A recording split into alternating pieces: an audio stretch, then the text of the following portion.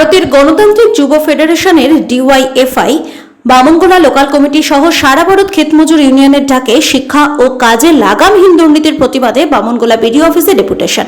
পাকুয়াহাট রবীন্দ্র মোড় থেকে ডিওয়াইএফআই সদস্যরা একটি র্যালি করে বামনগোলা বিডিও অফিসে উপস্থিত হন। ভারতের গণতান্ত্রিক যুব ফেডারেশনের 7 দফা দাবি ও সারা ভারত ক্ষেতমজুর ইউনিয়নের ভারতের 13 দফা দাবি জানিয়ে বামনগোলা বিডিওর হাতে ডেপুটেশন তুলে দেন। এদিনের দাবিগুলো ছিল 100 দিনের কাজ অবিলম্বে চালু করতে হবে, বিদ্যালয়ের ক্লাস বন্ধ রেখে অন্য কোনো সরকারি অনুষ্ঠান করা যাবে না, গোটা ব্লক জুড়ে মাদকদ্রব্যের রমরমা বন্ধ করতে হবে, ব্লকের বিভিন্ন প্রান্তিক এলাকার বেহাল রাস্তাগুলি নতুন রূপে তৈরি করতে হবে, বামনগোলা ব্লকের সমস্ত পরিযায়ী শ্রমিকদের ফিরিয়ে এনে স্থায়ী কাজের ব্যবস্থা করতে হবে, মতিপুকুর ও নালাগোলা হাসপাতালে পর্যাপ্ত পরিমাণে ডাক্তার, নার্স, সরকারি স্টাফ এবং টেকনিশিয়ানের ব্যবস্থা করতে হবে। সেদিন উপস্থিত ছিলেন ডিওয়াইএফআই সম্পাদক বিশ্বজিৎ মিশ্র, সভাপতি লালু রবি দাস, ক্ষেতমজুর সম্পাদক খগেন বর্মন, সভাপতি গোপাল মণ্ডল, গণসংগঠন নেতৃত্ব রেবা রানী, সরকার ও সিপিআই মালদা জেলা কমিটির সম্পাদক মণ্ডলীর সদস্য ছবি দেব সহ ভারতের গণতান্ত্রিক যুব ফেডারেশন সহ সারা ভারত ক্ষেতমজুর ইউনিয়ন বামনগোলার সকল সদস্যরা। মাদক দ্রব্যের কারবারিকে বন্ধ করতে আজকে বিডিও অফিস ডেপুটেশনে দলে দলে যোগ দেন।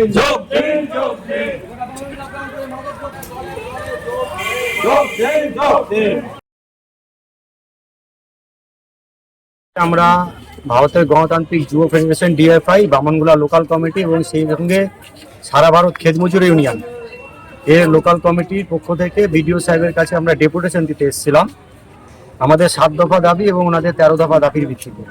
যে প্রথমত আমরা যে দাবিগুলো জানালাম যে 100 দিনের কাজ যা এখন বন্ধ হয়ে আছে, আমরা জানি যে হাইকোর্ট রায় দিয়েছে যে 100 দিনের কাজ অবিলম্বে চালু করতে হবে, তা সত্ত্বেও 100 দিনের কাজ চালু হচ্ছে না।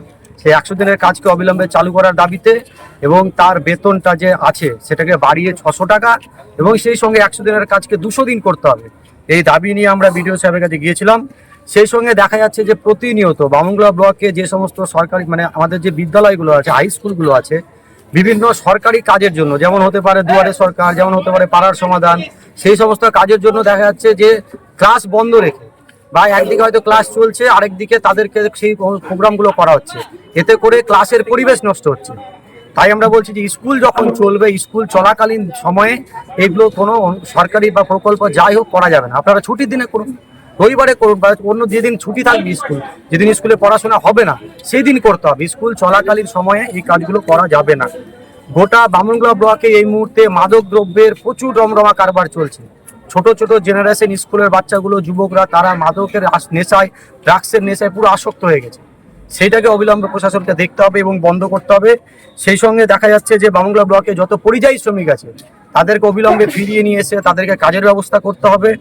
এবং আমাদের বামনগোলা ব্লকে যে প্রধান যে হসপিটাল মতিপুকুর হসপিটাল, সেই সঙ্গে লালাগোলা হসপিটাল, এইখানে চিকিৎসার ব্যবস্থার পরিকাঠামো খুবই খারাপ, ডাক্তারের অভাব, নার্সের অভাব, এমনকি ওখানে যারা সরকারি স্টাফ আছে, ডি গ্রুপের স্টাফ আছে, সেগুলো নেই। না থাকার দরুন সেখানে চিকিৎসা পাওয়া যাচ্ছে না। এমনকি সন্ধে লাগতে না লাগতেই যারা পেশেন্ট আছে তাদেরকে মালদায় রেফার করে দেওয়া হচ্ছে। আমরা বলছি এটা করা যাবে না, এখানে তাদেরকে সঠিক চিকিৎসা দেওয়ার ব্যবস্থা করতে হবে এবং আরও প্রচুর পরিমাণে ডাক্তার, নার্স এবং স্টাফ তাদেরকে এখানে মোতায়েন করতে হবে। গোটা মালদা জেলায় সম্ভবত শুধুমাত্র আমাদের মালদা এবং লালাগোলা রুটে কোনো সরকারি বাস চলে না, এটা একটা কঠিন ব্যাপার। আমরা দাবি করেছি আমাদের মালদা টু লালাগোলা রুটে সরকারি বাস চালু করতে হবে এবং সেই সঙ্গে প্রতিনিয়ত ছাত্রদের সাথে বাসের মধ্যে কন্ডাক্টরদের একটা ভাড়া নিয়ে গন্ডগোল লেগে থাকে। যারা নতুন ছাত্র কলেজে ভর্তি হয়েছে, হয়তো আই কার্ড পায়নি, তারা তাদের পে স্লিপ দেখাচ্ছে কন্ডাক্টরকে, এবার কন্ডাক্টর সে পে স্লিপ মানছে না, তাদের সাথে একটা গন্ডগোল হচ্ছে, ছাত্ররা তাতে বিব্রত হচ্ছে। সেই বিষয়টাও দেখতে হবে যে এটা যেন বন্ধ করা যায়। এই সমস্ত দাবিগুলো নিয়ে এবং সেই সমস্ত ক্ষেতমজুরের দাবি, যেমন পান চাষি যারা আছে, পান চাষিকে পানটাকে আমাদের কৃষি পণ্যের মধ্যে নিয়ে আসতে হবে। পান হাটি যেটা এখন চলে গেছে সেই কিষাণ মান্ডিতে, সেখানে কৃষকদের সমস্যা হচ্ছে, সেই পান হাটিটাকে আমাদেরকে পাকুয়ায় নিয়ে আসতে হবে, সেখানে পান হাটিটাকে ব্যবস্থা করতে হবে। এবং সেই সঙ্গে হচ্ছে গিয়ে কৃষি কৃষি যেটা কৃষি ঋণ এবং সমবায়িকাগুলো থেকে যে কি যেটা সার আর কি কম দামে যেটা দেওয়া হতো সেগুলো এখন বন্ধ করে দেওয়া হয়েছে, সেগুলোকে কৃষককে প্রদান করতে হবে। এই সমস্ত আরও দাবিগুলো নিয়ে আমরা আজকে বিডিও সাহেবের সাথে দেখা করেছি।